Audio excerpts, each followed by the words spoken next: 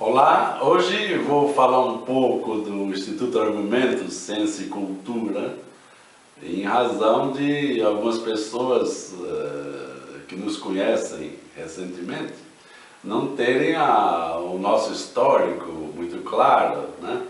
E nós também, como realizamos uma análise das instituições fora e dentro das pessoas, temos também que citar que formamos uma instituição e como ela se dá.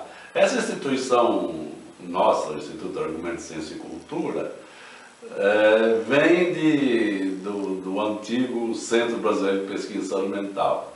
Ou seja, nós adentramos no século XXI e transladamos o nome para o Instituto Argumentos em razão de toda a evolução do nosso trabalho. Então, não se comportava uma instituição com um nome voltado somente para a saúde mental. Embora nós estivéssemos na memória das pessoas enquanto instituição, e a resposta positiva dessas pesquisas era impressionante, né? Nós estávamos na mente de mais de 70% de pessoas dessa área, né? Mesmo assim, nós mudamos o nome para o Instituto Argumentos, Ciência e Cultura para atendermos a uma modernidade, a uma atualidade, sem perdermos os fundamentos, os princípios norteadores. Porque é interessante isso. Não adianta se contar história de instituição, né? Seja religiosa, partidária ou científica, aquela beleza dos ideais que nortearam a sua criação. Nós queremos falar do contrário, de hoje para trás, né? A nossa instituição é peculiar. Por exemplo, diferente do Instituto Fernando Henrique Cardoso, que foi uma instituição criada para se pensar a política do Brasil, mas com grandes financiamentos da Ford Corporation dos Estados Unidos, né? Vocês pegam o Instituto Lula, aqui próximo à nossa entidade, fomentado, respaldado nas empreiteiras. Nós não, nós nunca recebemos ajuda financeira de ninguém, nem de religiões, nem de partidos, nem de corporações. Nós nos baseamos desde o princípio em nosso próprio trabalho. Ou seja, todas as verbas que conseguimos para manter a instituição até hoje foram todas oriundas do nosso trabalho, de consultorias nacionais e internacionais, de atendimento terapêutico, de palestras, de supervisões, enfim, o nosso trabalho foi o causador dessa revolução e que nos deu tanta independência. E independência de que modo? Independência muito diferente da instituição acadêmica, por exemplo. Nós não nos daríamos bem dentro da instituição acadêmica. Por quê? Porque morosa, corporativa, e nós sempre fomos contra essa morosidade, esse corporativismo. O partidarismo, a religiosidade, nós achamos que isso tudo trava o desenvolvimento da ciência. E nós tínhamos uma missão muito grande e muito importante, que era justamente criarmos uma psicologia que atendesse aos interesses das grandes populações oprimidas. Então, desde o começo, nós trabalhamos com a psicologia libertária, com a psicologia comunitária, demos palestras, conferências, cursos de pós-graduação nessa área, tivemos um contato internacional com mais de 14 países, formando gente. E para quem não sabe, nós somos os primeiros a darmos cursos de pós-graduação no país, a média distância, a curta distância e a longa distância. E éramos muito criticados, né? Mas tínhamos a parte do curso era feita, na realidade, de corpo presente por nossos professores, né? Poucos e bons, né? E a outra, usávamos os mecanismos de comunicação, né? Então era muito interessante, mas formamos gente e tivemos alunos de mais de 14 países, Colômbia, principalmente de América Latina, de África, de Angola, né? recebemos aqui profissionais, alguns profissionais do Ministério de Saúde Pública de Angola, né? Pessoas que futuramente se transformaram em quadros brilhantes na saúde, né? Na saúde pública, né? A vice-ministra de Saúde Pública de Angola foi nossa aluna, esteve aqui conosco, né? De Colômbia, Equador, Argentina, Uruguai, né? Cuba, tivemos um convênio muito importante com a Universidade de Oriente, em Cuba, né?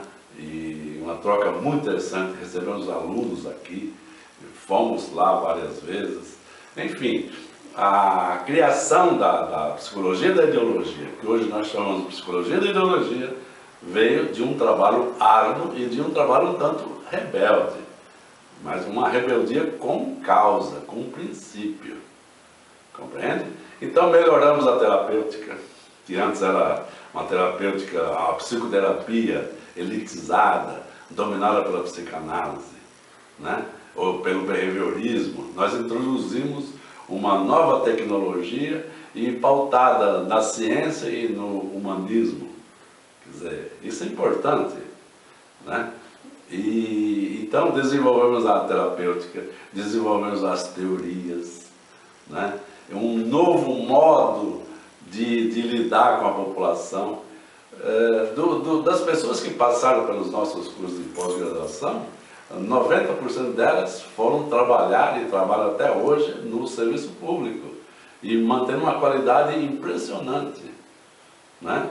Isso não é pouco, mas como nós falamos raras vezes dessas conquistas, e é claro que não foram sempre crescentes, né? Tivemos dificuldades. Por exemplo, no final dos anos 80, com a queda do Muro de Berlim, o esfacelamento do mundo soviético, enfim, nós que éramos vistos como libertários e somos libertários, fomos colocados numa certa geladeira, fora do país e dentro do país. E sobrevivemos, estamos firmes até hoje, cada vez mais firmes. Mas com essa crítica mordaz.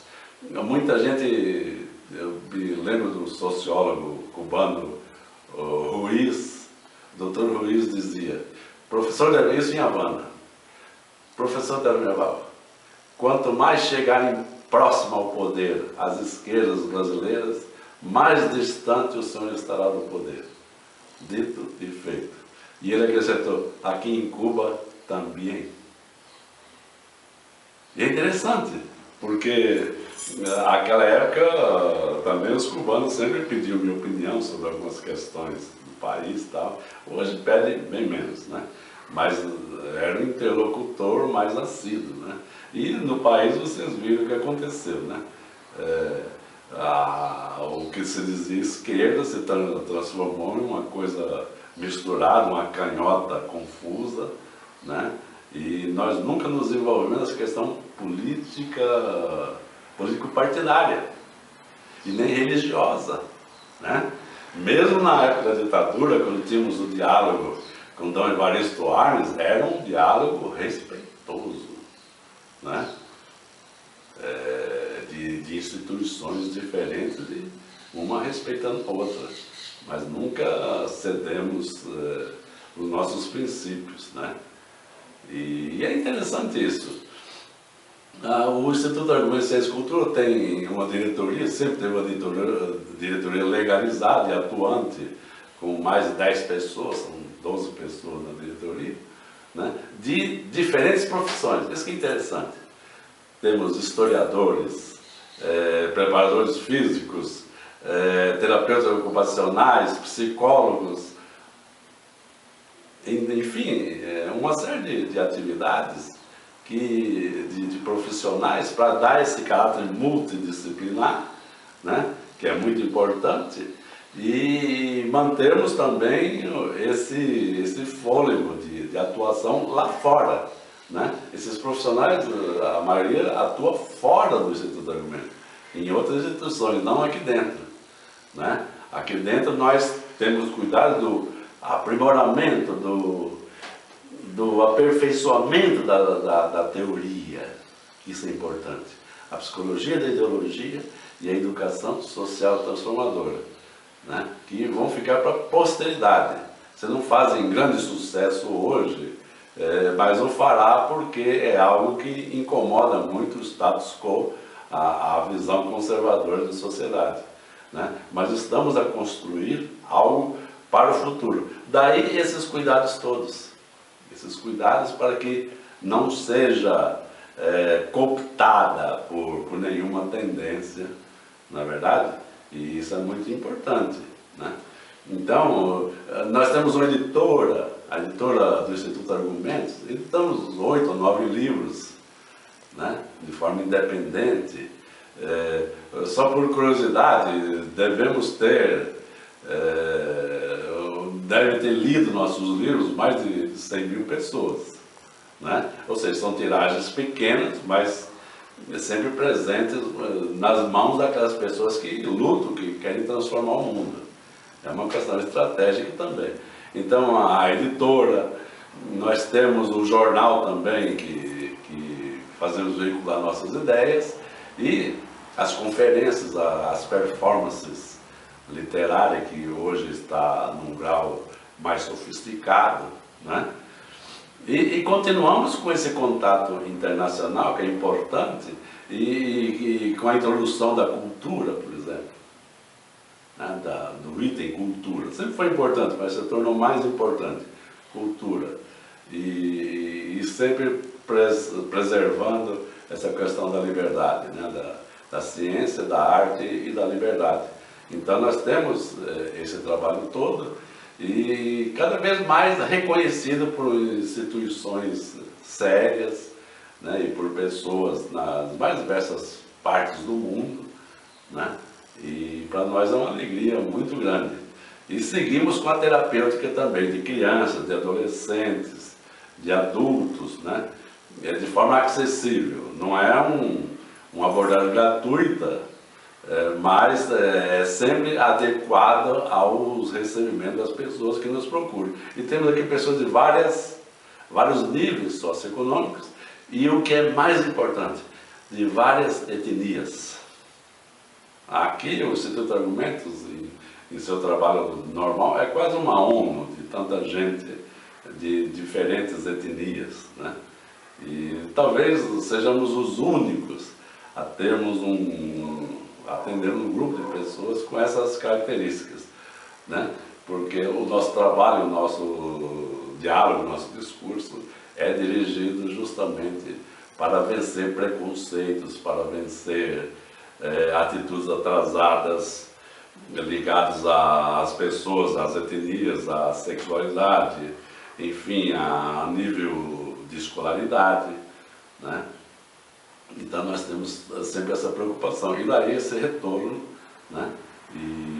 E as pessoas podem saber mais de nós através do nosso Facebook, através do nosso site, que está sempre a dar informação precisa sobre o nosso trabalho. E nós temos mantido um ritmo muito interessante, né? Que chama a atenção principalmente no exterior. O nosso ritmo é a nossa produção, com pouca gente, é uma produção extraordinária. E é interessante isso, porque hoje estamos a colaborar mais com as universidades, principalmente no exterior, mas o professor Leon Pommer, o maior historiador vivo das Américas, disse em uma ocasião, e com grande precisão, que nós tínhamos um trabalho importante, mas que ele deveria continuar sempre paralelo à universidade. É interessante isso. Lógico que temos entrecruzamentos, intersecções, mas fazemos um trabalho não hostilizado e não hostilizando a universidade, mas checando a universidade, fazendo com que setores dela se voltem mais para o cidadão do que para o mercado, né? E que tenham também uma velocidade melhor em busca da ciência, né? E uma tendência também ao humanismo, porque afinal de contas essa nossa área, né, das humanidades é uma área que requer muito empenho para que o tecnológico, que é tão importante não sobrepõe de forma decisiva e total ao humanismo, né? Não pode acontecer isso, né? Então nós temos que ter esse trabalho, essa importância, né? E para fazermos com que o humanismo tenha expressão cada vez maior. Era isso que eu queria dizer para vocês. Obrigado.